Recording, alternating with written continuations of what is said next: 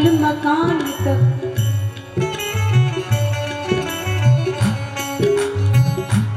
परिवार के सब लोग जाएंगे शमशान तक, बेटा भी हक निभाएगा तो अग्नि दान तक। इसके तुम आगे भजन ही है साथी, हरि के भजन बिन अकेला रहेगा।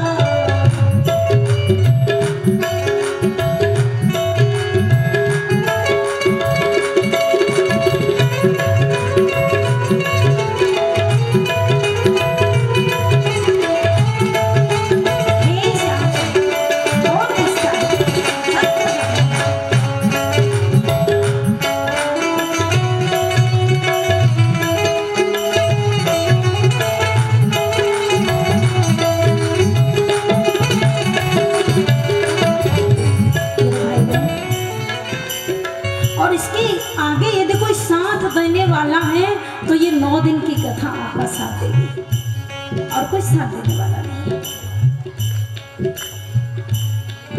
समझाया, बहुत समझाया। ब्राह्मण को कहा तुम क्यों बेटा बेटी के चक्कर में पड़ते हो? बस बेटा एक ही काम करता है कि मरने के बाद डंडे से सर फोड़कर बाप के खोपड़ी में 1 लोटा घी भर के आग लगा देता है, और वो तो कोई पड़ोसी भी कर देगा। चिंता मत करो, क्या करोगे बेटा लेकर?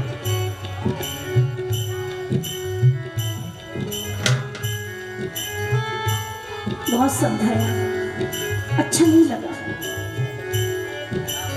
ब्राह्मण ने कहा तुम जाओ ना, मुझे मर जाने दो, तुम क्यों मेरे पीछे पड़े हो? अब तो संत को दया आ गई। मानोगे नहीं? नहीं।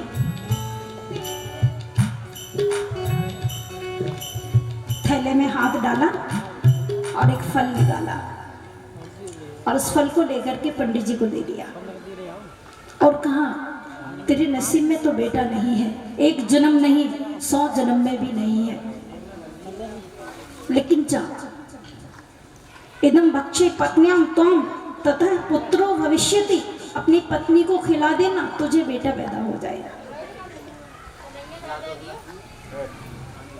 और वो फल दे दिया, और उसके बाद में उस महात्मा ने अपना शरीर छोड़ दिया। संत ने कहा तेरे नसीब में बेटा नहीं, लेकिन मैं मरता हूं, मैं ही तेरे घर बेटा बन के आऊंगा। वो फल लेकर के ब्राह्मण घर आए।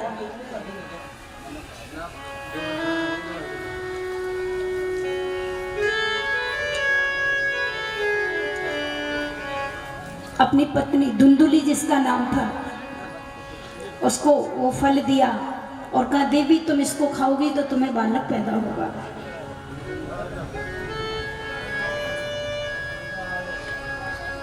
पत्नी ने फल तो ले लिया, सोचने लगी कि बालक पैदा होगा तो बड़ा कष्ट होगा।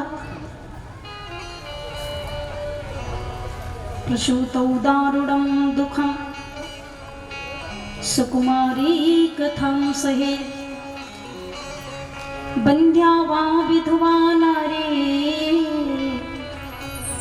सुखिनी चेती है।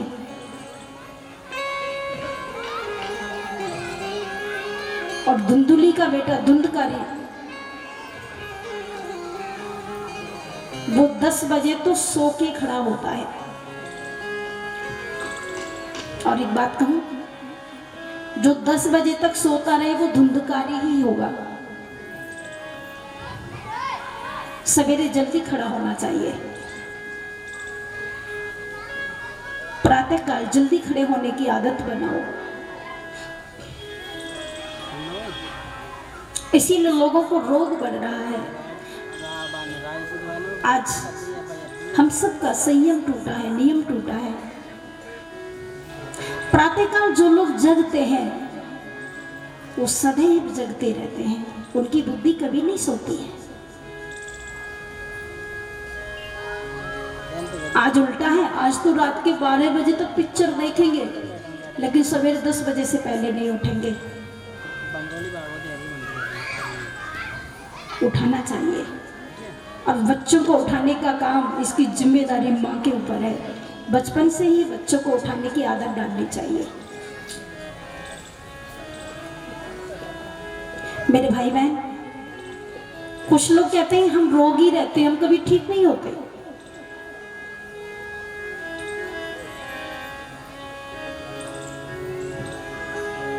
संसार में कोई भी चीज दुर्लभ नहीं है, परंतु उसे हम ग्रहण नहीं कर पा रहे हैं।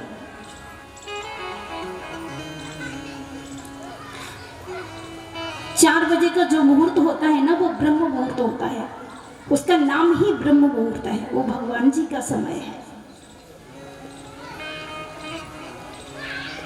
4 बजे, 3 बजे से लेकर के 5 बजे तक सभी देवता लोग अमृत की वर्षा करते हैं, सुख समृद्धि की वर्षा करते हैं, और उस समय हम लोग सोते रहते हैं। तो जीवन में दुख तो मिलेगा ही, सुख कहाँ मिलेगा।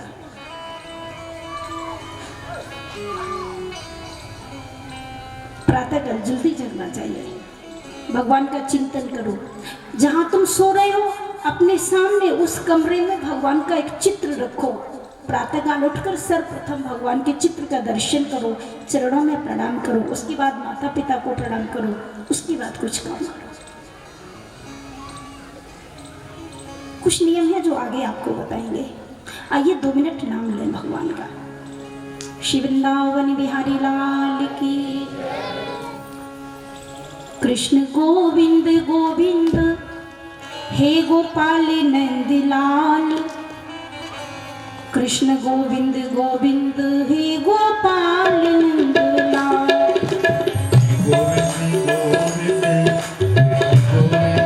गोविंद गोपाल नंदलाल, कृष्ण गोविंद गोविंद हे गोपाल नंदलाल।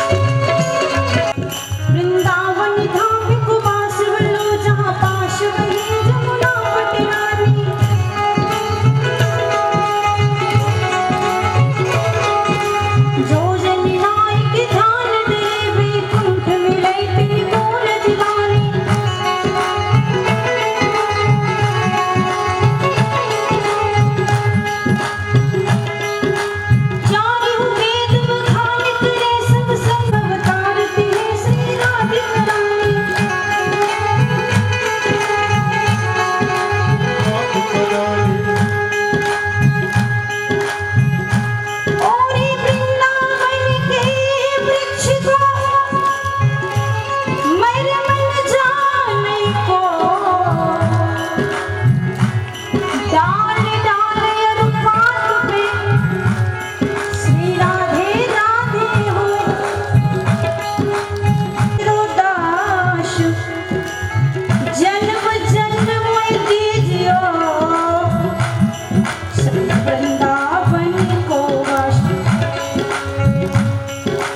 सब गारन को छोड़ के आयो तेरे द्वार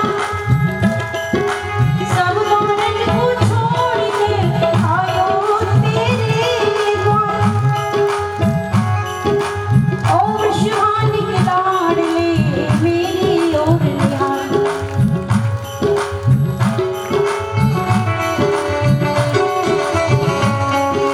श्री शिवानी के लाडले मेरी ओर निहार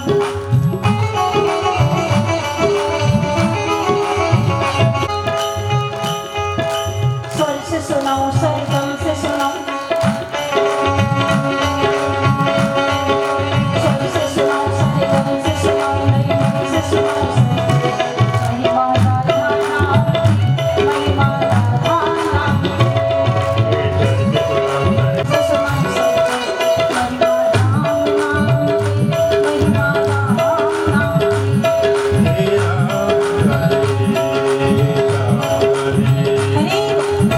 माया किस काम की स्वर से सुनाओ राधे सुनाओ मैं ढंग से सुनाओ सबको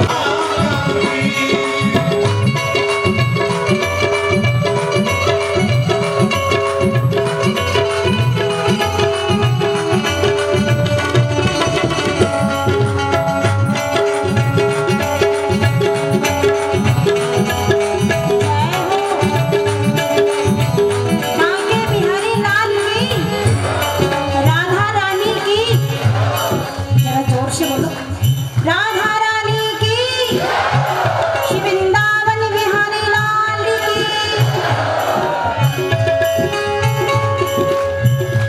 मलयागिरी की सुच शीतल मंद सुगंध शरीर मिली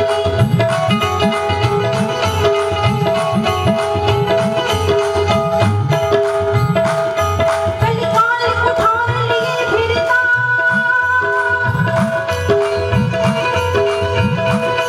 कलिकाल कुठार लिए फिरता तन नमृत चोट जीन जी जप ले हरि नाम ये रसना अंत समय पहली नहीं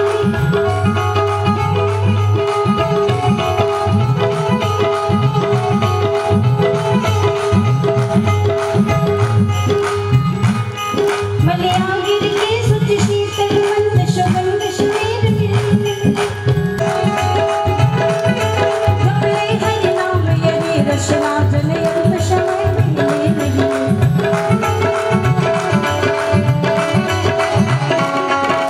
स्वर से सुनाओ सरगम से सुनाओ नए ढंग से सुनाओ सबको महिमा राम नाम की महिमा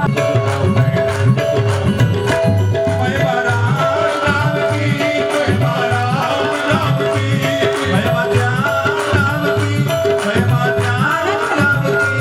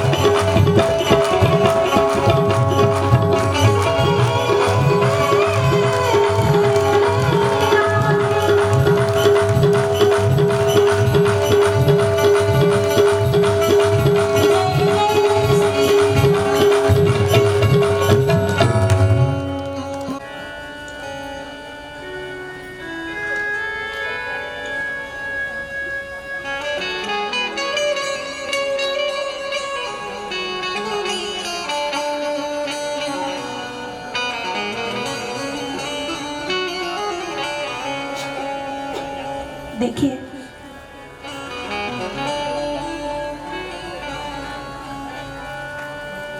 तो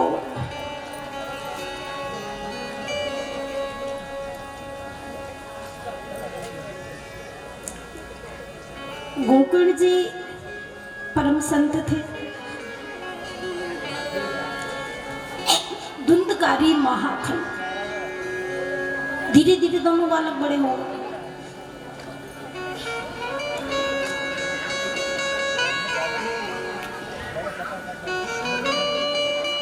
आपको पता है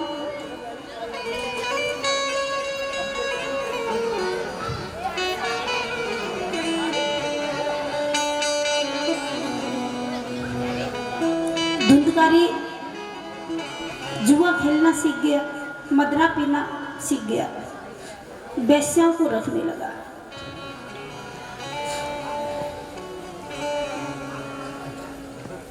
एक दिन ब्राह्मण ने देखा कि मेरा पुत्र तो शराब पी के आता है।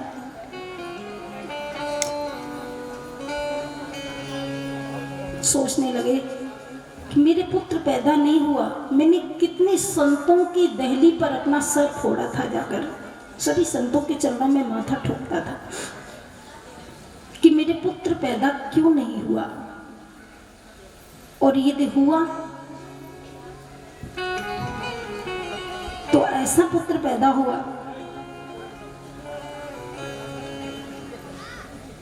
आत्मदेव तो बड़े सुंदर महात्मा थे, इनको ये सब काम अच्छे नहीं लगते थे। धुंधकारी तो धन चुरा कर ले जाता है, जुआ खेलता है, और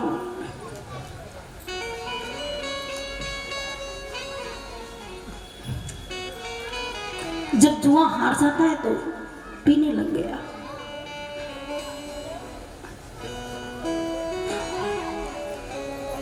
अब देखो, रात के समय पी के आता है। एक दिन पिताजी ने समझाया, बेटा मेरे आश्रम को तुमने नरक बना दिया। कितनी सुख शांति थी, जब तुम पैदा नहीं हुए तो मैं बहुत रोता था, मेरे पुत्र पैदा क्यों नहीं हुआ, और तुम्हारे पैदा होने के बाद आज मैं इसलिए रोता हूं कि तुम मेरे क्यों पैदा हुए। आंसू तब भी बहते थे, आंसू आज भी बंद नहीं है, ऐसे क्यों करते हो तुम। बहुत समझाया।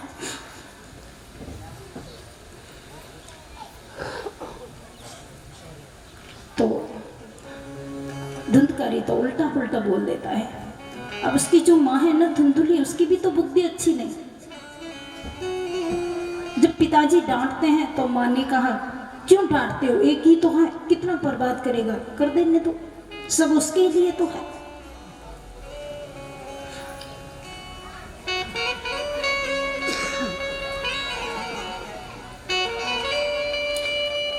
एक दिन आधी रात के समय ब्राह्मण रो रहे हैं बैठे बैठे। उसी समय संत गोकर्ण जी ने जाकर देखा मेरे पिताजी रो रहे हैं। तो गोकर्ण जी ने जाकर के पिता को समझाया, आसार है खल संसारो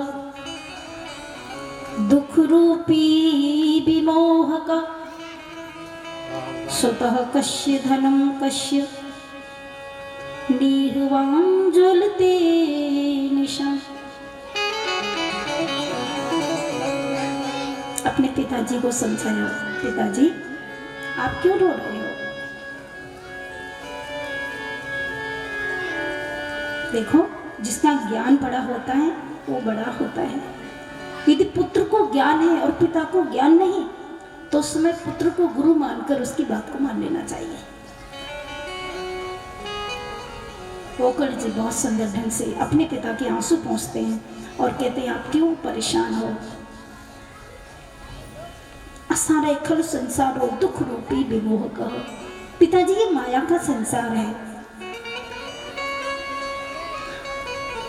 इसमें ना कोई किसी का बेटा है ना कोई किसी का पिता है। यदि ज्ञान से देखो, यदि आध्यात्मिक दृष्टि से देखो, तो सारा संसार नश्वर है, सब नष्ट होने वाला है।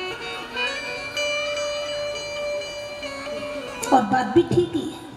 सुत वित लोक ईष्णा तीनी, कही के मत इन कृत न मलेनी।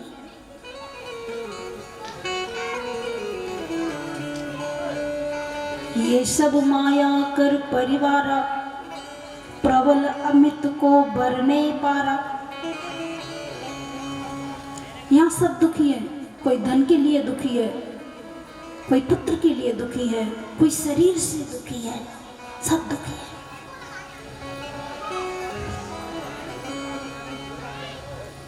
कोई तन दुखी, कोई मन दुखी, कोई धन बिन रहते उदास, थोड़े थोड़े सब दुखी, सुखी राम के दास। सब दुखी है,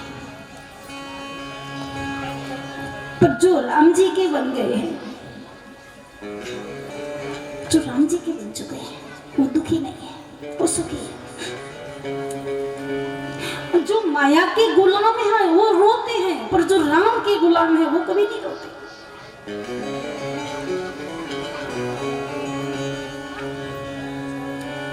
ये सब माया कर परिवारा। रामचरितमानस में 2 बाजीगर है नचाने वाले, 2 लोग नचाते हैं। कौन? एक तो माया नचाती है सबको, सारे संसार को माया नचाती है। जो माया सब जगह ही नचावा, जा सुचरित लिखि काहू न पावा। और एक नचाने वाला और है, वो कौन है? उमा दारू जो सित की नाई, सब ही नचावत राम गोसाई। राम जी भी नचाते हैं।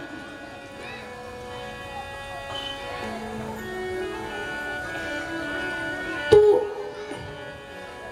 वो जिसे राम जी नचाते हैं वो राम जी के बंदर हैं, और जिसे माया नचाती है वो माया के बंदर हैं। वो तो रोते ही रहते हैं।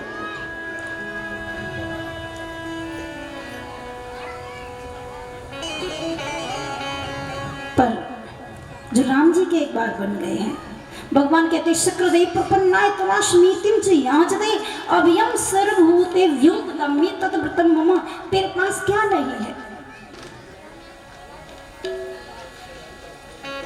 तो जीव कहता है कि मेरे पास कुछ है ही नहीं। भगवान कहते तेरे पास कुछ नहीं है तो बस इतना कह दे कि मैं तेरा हूं, तेरा सारा काम बन जाएगा।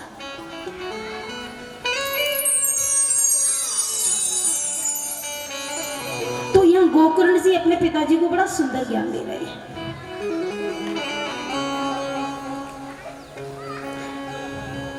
देष्टिमा रुधिरे भीमतिम त्यजत्वं जायासुतादिषु सदा ममतां विमुञ्चत्। पश्यानिशं जगदिदं क्षणभङ्गनिष्ठा वैराग्यरागरसिको भवभक्तिनिष्ठा।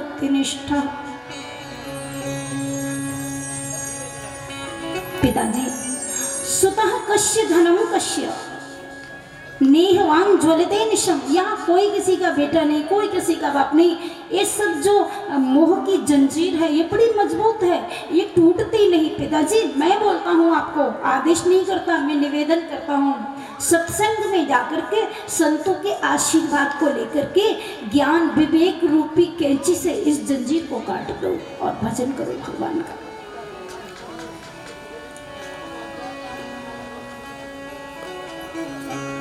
और ये धम शरीर, आपकी उम्र तो वैसे भी बन जाने की हो गई ना। आपको पता है कि 50 साल के बाद गिनती करोगे तो उसमें भी 51, 52 फिर बन आता है ना।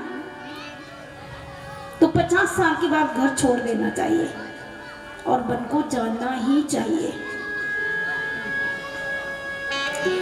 अब यदि वन को नहीं जाना चाहते तो कम से कम वृंदावन तो जाओ, अवश्य जाना चाहिए।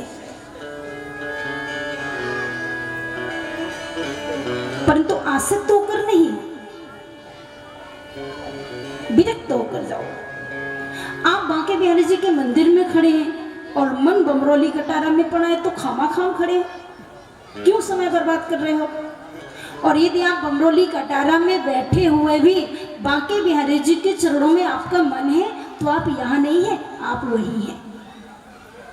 इसीलिए निवर्ते मनोमत्त सृजनम प्रियतम मन जहां है, हमारा मन यदि भगवान के चरणों में है तो उस समय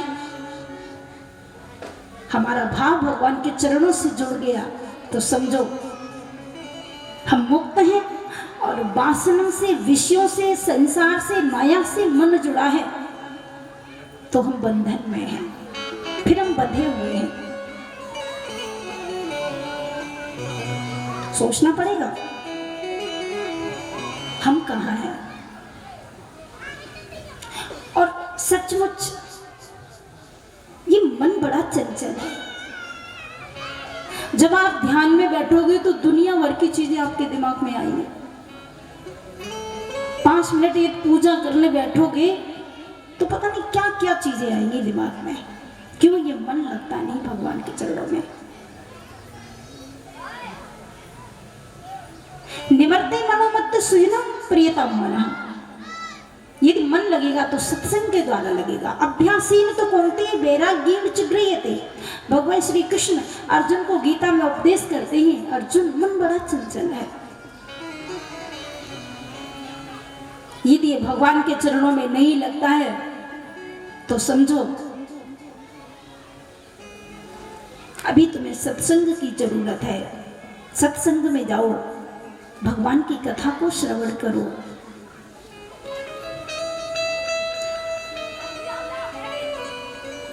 तो ये गोकर्ण जी ने अपने पिताजी को सब बताया। आप वन को जाइए पिताजी, छोड़ दो ये माया का जंजाल।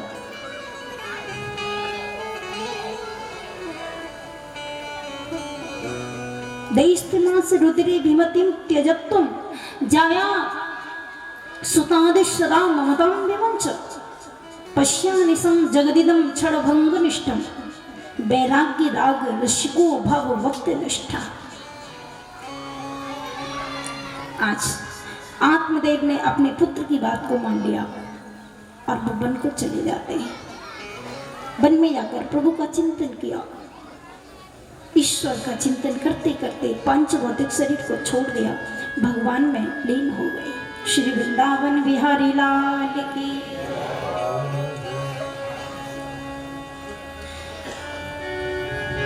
अब तो यहाँ पर गोकर्ण जी ने सोचा कि मेरे पिताजी भी चले गए वन को, और यहाँ जो धुंधकारी है वो सदाचारी नहीं है, वो दुराचारी है। ऐसे व्यक्ति के पास रहने से उसका दोष लगता है, मुझे नहीं रहना चाहिए। गोकर्ण जी भी वन को चले गए और वन में जाकर उन्होंने सोचा अब मैं तीर्थाटन कर लूं। समय मिल गया है तो तीर्थों की यात्रा शुरू कर दी। इधर धुंधकारी घर पे रह गया, जितना धन था उसने सब बर्बाद कर दिया। एक दिन माँ को चिल्लाया और कहा धन और दे दे, तो माँ रोने लगी, कहाँ है तूने, सब तो बर्बाद कर दिया। तो इसने माँ को बहुत मारा, बहुत पिटाई की इसकी। पुत्र की जब माँ ने देखा कि मेरे पुत्र ने मुझे आज प्रताड़ित किया है, मुझे मारा है, मुझे पीटा है, मुझे इस घर में नहीं रहना चाहिए, आधी रात के समय जाकर कुएं में गिर के उसने प्राण दे दिए।